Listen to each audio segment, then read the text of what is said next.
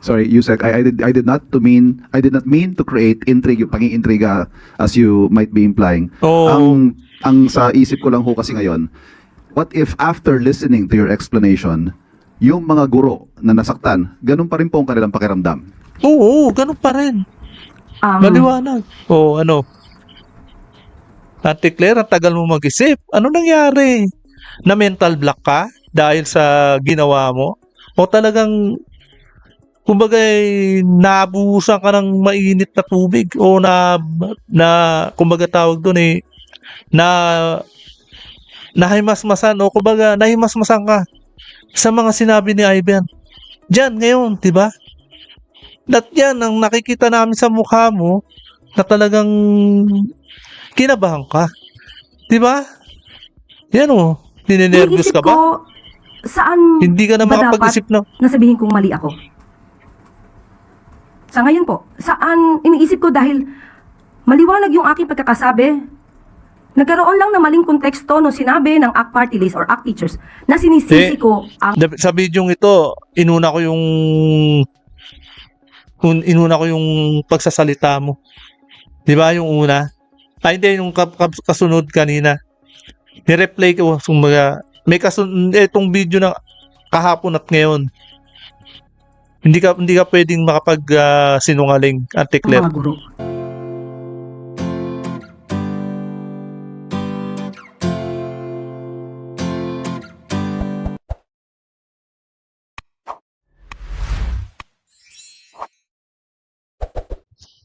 Ayan, nako.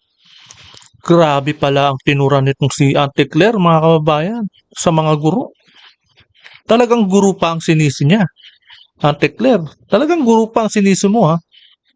Talagang maraming magagalit sa tinuran nitong si Ate Claire, eh. Diba? Kumbaga, abot hanggang langit ang pagkalutang ng kanyang pag-iisip, eh. Mantaki, sisihin agad ang mga guro. Di ba lang nag-isip na maigi kung makakasagasa siya ng kapwa-tao niya? Di ba? Ate Claire, hindi mo man lang naisip kung makakasagasa ka ng kapwa mo sa mga sinasabi mo. Di ba? Hindi naman ang guro ang may kasalanan, eh. Sa totoo lang. Dahil maraming bahagi ng subject nila tinuturo na dumarating ang punto na nadidisiplina talaga nila ang gusto. Mantakin ninyo, no? Ilang years na silang itong mga guro na nagdidisiplina sa mga estudyante, tapos ngayon ito lang ang tinuran mo sa isang iglap lang, isang Ate Claire lang ang magre-reset para sa kapakanan ng mga guro. 'Di ba? Nakalimutan ata na ito ni Ate Claire na buong Pilipinas na nakasubaybay sa inasal niya sa mga pagsasalita niya. 'Di ba? Di ko maubos maisip na talagang lutang ang utak nitong si Ate Claire. Kaya eto hoy Ate Claire, masama ang ginawa mo para sa mga sektor ng mga guro. Kahit binanggit mo na mangilan-ngilan lang, halos lahat yan ay nasaktan. Kapwa nila masasaktan din, di ba?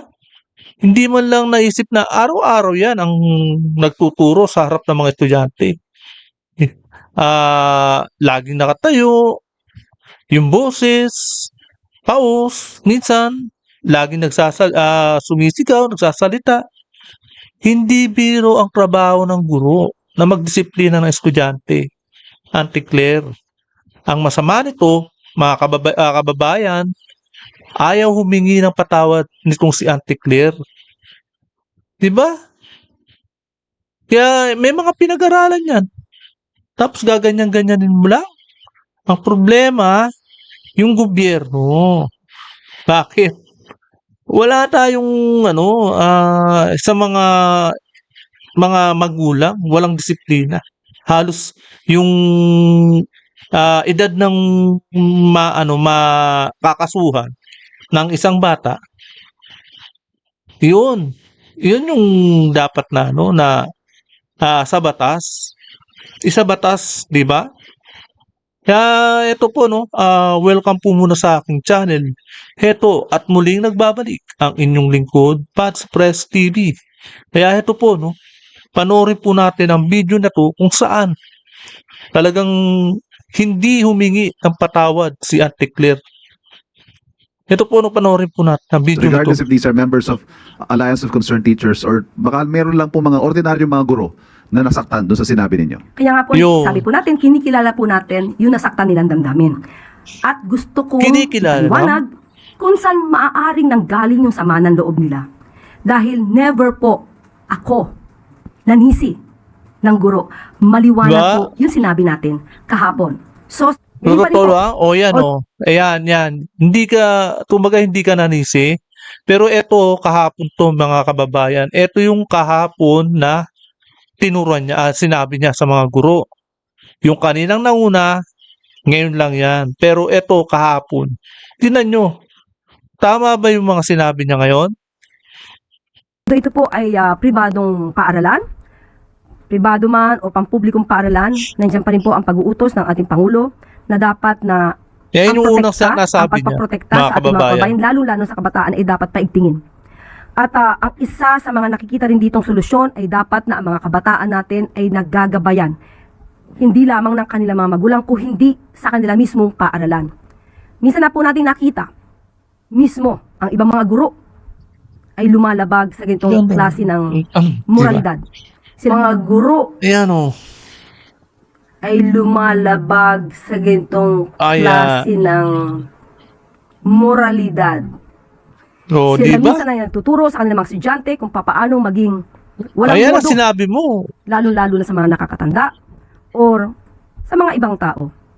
Panahon na po, hindi lamang po ang gobyerno, lahat po tayo, especially pag nasa school. Kayo po ang magsilbing pangalawang guro sa ating mga kabataan. Hindi ang guro ang sisisihin mo. Yang gobyerno mo ang sisihin mo. Sa bagay, ataktog ka nga naman pala ng gobyerno. Paano mo masisisi ang gobyerno? Pero number one, ang gobyerno ang dapat sisihin dito, mga kababayan.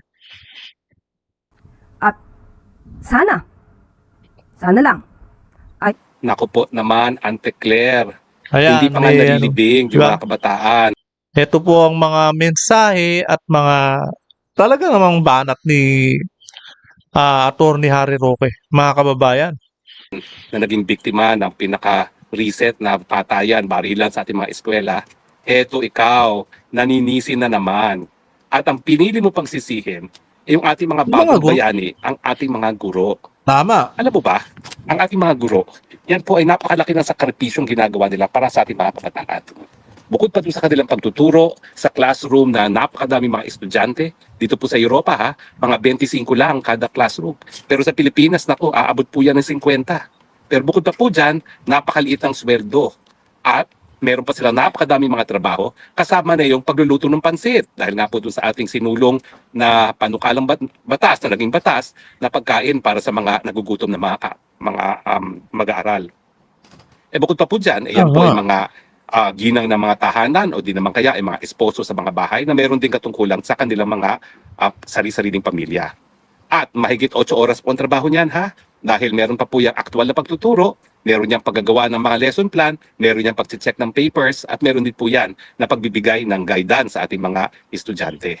Sa katunayan, no, dahil ngayon, napakatagal ng panahon na ginugugol ng mga estudyante sa eskwelahan kung ikukumpara sa bahay, kung hindi isasama yung oras sa pagtulog, talaga. Kaya nga, sa totoo lang mga kababayan, si Ante Claire ang way, siyang daan, at siyang nagsalita para ang mga guro ay magalit. At siyempre, baka mga ibang bansa yung mga yan, sa galit nila sa iyo, Ante Claire, at iwanan yung bansang Pilipinas. Di ba? Mas malaki po ang nagiging responsibilidad ngayon ng ating mga guro kesa sa mga magulang, no? At kaya nga po sa aking pananaw, hindi dapat isisi sa kanila itong mga nangyayari sa ating mga lipunan na barilan sa eskwelahan o di naman kaya yung pagbubuh sa isang bangag na presidente. Lilinawin po natin ha, hindi po tinuturo sa eskwelahan ang pamamaril. Yan po nga ay Tama. hindi tinuturo sa ating eskwelahan at sinasabihan ng ating mga kabataan na kinakailangan lahat ng mga sigalot marisulba sa mga mapapayapang mga pamamaraan. Kasama po Kasi ang pinupunto talaga ni Ante Claire, totally na hindi nagdidisiplina ang guro eh. Lahat ng mga guro nagdidisiplina yan. 'Di ba? O sa social studies, yung pagsusunod sa ating mga batas. Kaya hindi ko po malaman kung saan hinugot ni Auntie Claire yung pagbibintang na ang mga pamamaril at mga Kaya pagbubuo sa mga nga. presidente ay itinuturo sa eskwelahan. Unahin muna po natin yung mga pamamaril dahil mas obvious po yan na hindi tinuturo ng mga guro. Pasensya na po kayo. No? Tama. Bukod sa ako'y apo na isang elementary public school teacher at anak na isang high school public school teacher, ako rin po ay naging teacher. Hindi nga po yan grade school, hindi yan po high school, law school, pero mahigit 15 years po ang ginugol ko sa pagtuturo din sa isang pampublikong law school. Sa mga nagdaramdam, ito po ang Ayan. liwanag na Ito, ito po ngayon. ang aking ipinaliwanag sa inyo para po maibsan yung inyong sama ng Dito sa puntong ito, yan, sa pagsasalitaan niyang yan, ang tigas na mukha, hindi man lang humingi ng tawad on the air sa social media itong si Auntie Claire. Talagang ayaw. Hindi talaga nang humingi ng tawad. Kaya maraming galit na mga teacher at gusto siyang pababain na dyan sa pwesto niya. Walang delikadesa talaga. loob kung meron man po kasi dapat ilagay lang po natin sa Kapit tamang tukurin, konteksto syempre. yung nangyari. So no apologies, Yusek. Ivan, Okay, hindi tawa. tayo pwede dito magkaroon ng Nayari siya ni Ivan eh, di ba? Nagsalita si Ivan, banggit agad yung apologize. Auntie Claire, paano yung apologize? Yan yung ibig sabihin ni Ivan, di ba? Eto, nag-init din ang ulo. Halatang hindi, matigas ang muka, di ba? Eto, tingnan nyo. sorry for the word. Parang wala sa talagang naturary siya di ba? Nabigla si Auntie Claire sa biglang pagbibigay ng apologize o kaya pagbanggit ng apologize ni Ivan, etong reporter na to. Tingnan niyo yung mukha, tingnan niyo yung naging body language niya, itsura ng mukha niya. Yung Ayan, magkaroon di ng ba? additional Halatang may kasalanan na ka, Auntie pang-iintriga Claire. dito. Dahil, muli, gusto kong linawin, naiintindihan ko po kung saan nanggagaling yung mga guro at wala po tayong sinabi na sila ang dapat sisihin. Ipinapakita lamang po natin kung Nakikita namin sa mukha mo kung paano ka ninenervyos ngayon. Kung paano ka napapahiya diyan sa mga pinagsasabi mo. Ngayon, diyan sa harap ng mga reporter, halatang pahiyang-pahiya. Ang kumbaga napatagal ang isip mo di ba? Ang tagal mo mag-isip dahil apektado ka sa mga pinagsasabi mo kahapon. Di ba? gaano kalaki yung kanilang role bilang pangalawang magulang sa ating mga kabataan. So ngayon, ipinakita ko kung bakit, yun yung nasabi natin, dahil totoo naman na mayroong mga guro na hindi nagsilbing maganda or modelo sa ating mga kabataan. Hindi, Kaya ganito hinihimo ko po yun. Ang guro, hindi talaga nila, kumbagay, ang pinaka-primary niyan, yung mga magulang. Sila yung pinakauna na hanggang sa unang pagluwal ng anak nila, hanggang sa paglaki, sila yung huhubog. Diba? Sila yung huhubog ng ugali at disiplina. Hindi yung mga guro ng simula't simula ang hirap ng disiplinahin ng isang bata. Kasi lumaki sa hindi tamang pagdidisiplina yung bata. 'Di ba? Yung mga kagalang-galang na guro na magtulong-tulungan po tayo kung Yung meron mga din po kayo magulang nakikita mga sisihin mo ganitong klase muna. mga nangyayari sa kapwa nyo guro. Paalalahanan po natin na kayo po ay tinitingala bilang tagapagturo na magandang kaugalian. Nako, Ate Claire. Nanguuto ka pa sa mga kasalanang pinagsasabi mo. 'Di ba? Kumbagay gas-gas ka na sa mga guro. Ngayon, todo salita ka. Ngayon, parang ikaw yung bangka na talagang ubod ng maraming salita. Kumbaga nanliligaw ka diyan sa sa sinasabi mong 'yan. 'Di ba? Pero ang problema, ayaw mong mag-apologize, ayaw mong humingi ng tawad at ayaw mong mag-sorry. Ang tigas, 'di ba? Sa ating mga kabataan. Sorry, Yusek, I did not mean to create intrigue, pang-iintriga as you might be implying. Oh. Ang sa isip ko lang ho kasi ngayon, what if after listening to your explanation, yung mga guro na nasaktan, ganun pa rin po ang kanilang pakiramdam? Oo, ganun pa rin. Maliwanag. O ano? Auntie Claire, ang tagal mo mag-isip. Ano nangyari? Na mental block ka dahil sa ginawa mo? O talagang, kumbaga, nabuhusan ka ng mainit na tubig? O kumbaga tawag doon nahimasmasan o kumbaga nahimasmasan ka sa mga sinabi ni Ivan. Diyan ngayon, 'di ba? At yan ang nakikita namin sa mukha mo na talagang kinabahan ka. 'Di ba? Yan oh, ninenervyos Iniisip ka ba? ko, saan Hindi ka na ba makapag-isip na. nasabihin kong mali ako? Sa ngayon po, saan iniisip ko dahil maliwanag yung aking pagkakasabi. Nagkaroon lang ng maling konteksto no sinabi ng ACT Party List or ACT Teachers na sinisisi ko ang Sa video ito, inuna ko yung pagsasalita mo. 'Di ba yung una? Ay hindi yung kasunod kanina. Ni-replay ko kumbaga may itong video ng kahapon at ngayon. Hindi ka pwedeng makapag sinungaling, Auntie Claire. mga guro. Wala po akong sinabi na sila ang may kasalanan. Kahit ulit-ulit Kahit nasabihin mong mangilan-ngilan, yun pa rin. Sila pa rin. Sinungaling, di ba? Ito, sinungaling talaga si Auntie Claire. Kahapon, di ba?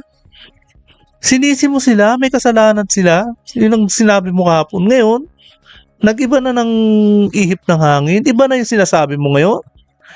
Napakasinungaling, Auntie Claire. yung ating sinabi, yan po ay pagpapaalala lamang na sila po ay mga ginagalang na guro na maghuhubog ng tamang kaugalian sa ating mga kabataan. Grabe ka, Auntie Claire. So, siguro po ang dapat na magbigay ng paumanhin ay yung nagbigay ng maling konteksto sa ating sinabi. Dahil maraming nagsasabi na walang guro na nagturo ng mali. Ipinakita ko po sa inyo ngayon ang mga Hala. guro na nagkaroon ng pagkakamali. Sige. At Todo. yun din ang ayaw nating pamarisan pa. Sige, Ate Claire, itodo mo na. Itodo mo na yung paliwanag mo. Ewan ko lang kung maintindihan ka o mauunawaan ka ng mga guro na nilapastangan mo. Ng iba pa nating mga